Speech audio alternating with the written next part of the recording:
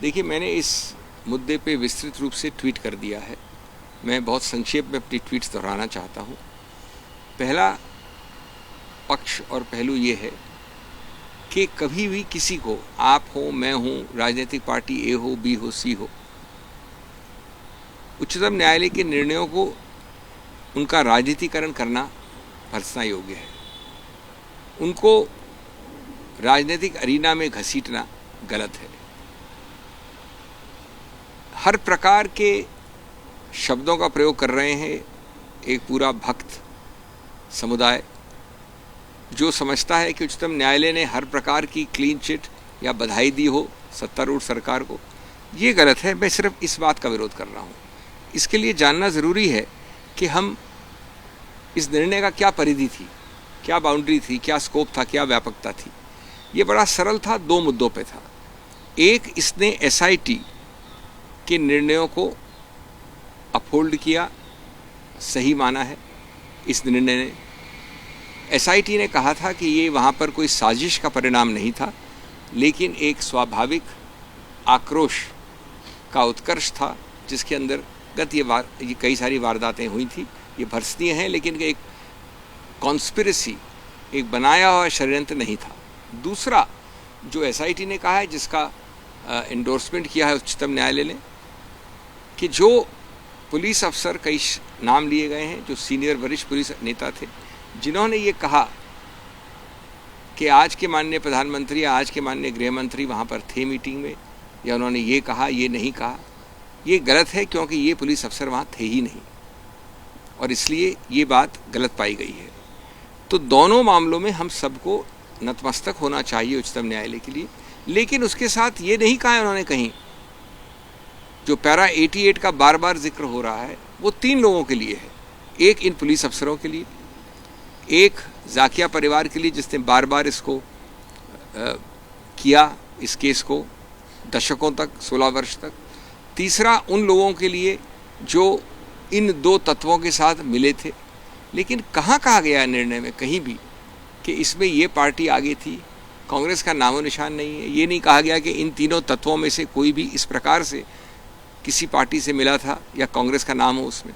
तो ये बार बार ऐड करना, अपने मन से एक राजनीतिकरण करना, किसी को घसीटना, इसमें ये मैं समझता हूँ समझदारी की बात नहीं है, क्योंकि उच्चतम न्यायालय का निर्णय है जिसमें हमको सब नतमस्तक होना है, उसकी परिधि समझ के, उसका सही व्यापकता और उसका सही मुद्दा समझ के।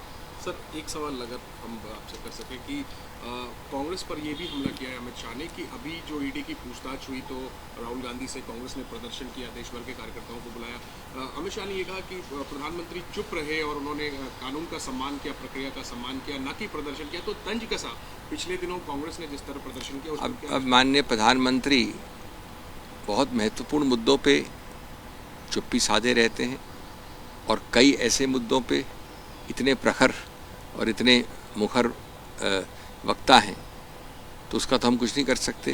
जब देश में इतनी बड़ी अग्निपथ के ऊपर मुद्दा होता है, देश में इस प्रकार का विभाजन होता है, धार्मिक अविश्वास होता है इत्यादि, तो माननीय प्रधानमंत्री चुप्पी रखते हैं, उसका तो कोई इलाज नहीं है। और वैसे वो देश के बहुत महान एक प्रखर और मुखर वक्ता हैं।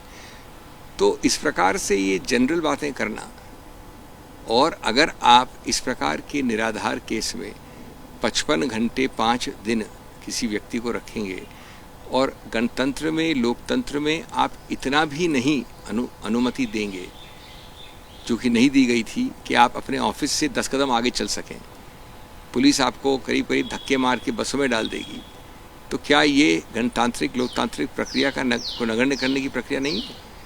और क्या आप समझते हैं कि इतना भी हक नहीं होना चाहिए?